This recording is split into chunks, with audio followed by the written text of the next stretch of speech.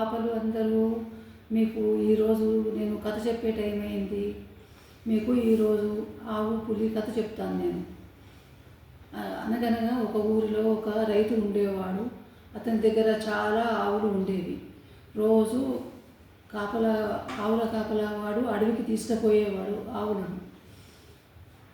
సాయంత్రం వరకు వాటిని మేపుకొని ఇంటికి తీసుకొచ్చేవాడు. అలా రోజు వెళ్తుండే ఆవు ఒకరోజు అన్ని ఆవులతో కలిసి ఉండక మేస్తూ కొంచెం దూరంగా వెళ్ళిపోయింది. అలా వెళ్ళిపోయినప్పుడు మిగతా ఆవులు ఎక్కడ వెళ్ళిపోయావో దానికి తిరగలేదు, దారి ఎక్కడ దొరకలేదు. వెతుకుంటూ పోయేసరికి ఒక గుహ నుండి పులి వచ్చేసింది. ఆ పులి వచ్చి, నువ్వెవరు, ఎందుకు ఇటు వచ్చావు? ఈ అడవికి రాజును నేనే, నా అనుమతి లేకుండా ఇలా ఎందుకు వచ్చావు అని అడుగుతుంది ఆవు. నేను అలా రావాలని ఎప్పుడూ అనుకోలేదు, నా తోటి ఆవులతో కలిసి వచ్చాను, ఇలా దారి తప్పాను కనుక ఇటు వచ్చాను, నన్ను క్షమించండి అంటుంది. అప్పుడు ఆ పులి అంటుంది, నేను చాలా ఆకలితో ఉన్నాను, నాకు బాగా ఆకలిగా ఉంది కనుక ఈరోజు నేను తినేసి నేను నా కడుపు నింపుకుందాం అనుకుంటున్నాను అంటుంది. అప్పుడు ఆవు చెప్తుంది, నాకు చిన్ని ఒక లేగ కూడా ఉంది, నేను దానికి రోజు నాకు పాల కోసం ఎదురు చూస్తూ ఉంటుంది, నేను ఇంటికి వెళ్ళాలి అంటుంది. అలా వెళ్ళడానికి వీలు లేదు, నేను ఆకలితో ఉంటే నిన్ను వెళ్ళనివ్వను కదా అని అప్పుడు పులి చెప్తుంది.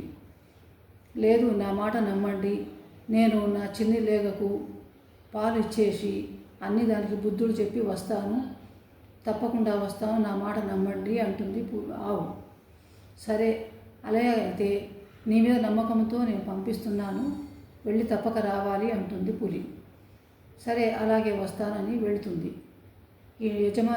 ఇంటి యజమాని దగ్గరికి వాళ్ళ ఇంటికి వెళ్ళి ఆవు తన లేగను తీసుకొని పాలిస్తూ, ఈరోజు అడవిలో ఇలా జరిగింది, నేను పులిరాజుకు మాట ఇచ్చి వచ్చాను, నేను మళ్ళీ అడవికి వస్తాను, నీకు ఆహారంగా అవుతానని చెప్పాను కనుక నువ్వు నేను లేనని బెంగ పెట్టుకోకుండా మిగతా ఆవులతో లేగలతో కలిసి సఖ్యతగా మంచిగా ఉండు, లేగలతో మంచి ఆడుకో, పెద్ద ఆవులు చెప్పిన మాట విను, పెద్దల మాటను లక్ష్యం చేయకుండా తిరగకు, వాళ్ళ అనుమతి లేకుండా ఏ పని చేయకు, ఎక్కడా వెళ్ళకు, యజమాని ఇచ్చిన పాలు తాగుతూ నువ్వు పెద్దగా అయ్యే వరకు వాళ్ళ మాట మీరకుండా జాగ్రత్తగా ఉండాలి అని చెప్పి ఆవు మళ్ళీ తన లేగకు పాలు ఇచ్చేసి అడవికి వెళ్ళిపోతుంది.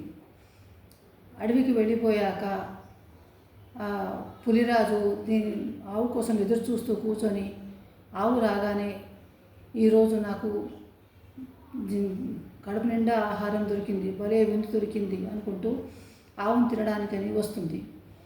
వచ్చిన తర్వాత పులిరాజు మనసు మారిపోయి, అరే, ఈ ప్రాణభయం లేకుండా తన పిల్లను కూడా వదిలేసి నాకు ఆహారంగా వస్తానని ఇచ్చిన మాట తప్పకుండా వచ్చింది కనుక ఈ ఆవును నేను క్షమించి వదిలేయాలి, తన లేగతులతో తను సుఖంగా ఉండేలా చూడాలని మనసులో ఆలోచన చేసుకొని, నీవు నిజాయితీగా ఇచ్చిన మాట ప్రకారం వచ్చావు, నీ మంచితనం నాకు చాలా నచ్చింది, అందుకనే నేను మీ యజమాని దగ్గరికి పంపించేస్తున్నాను, నువ్వు వెళ్ళి నీ లేగతో ప్రేమతో చక్కగా లేగను చూసుకుంటూ హాయిగా ఉండు అని చెప్పి పంపిస్తుంది.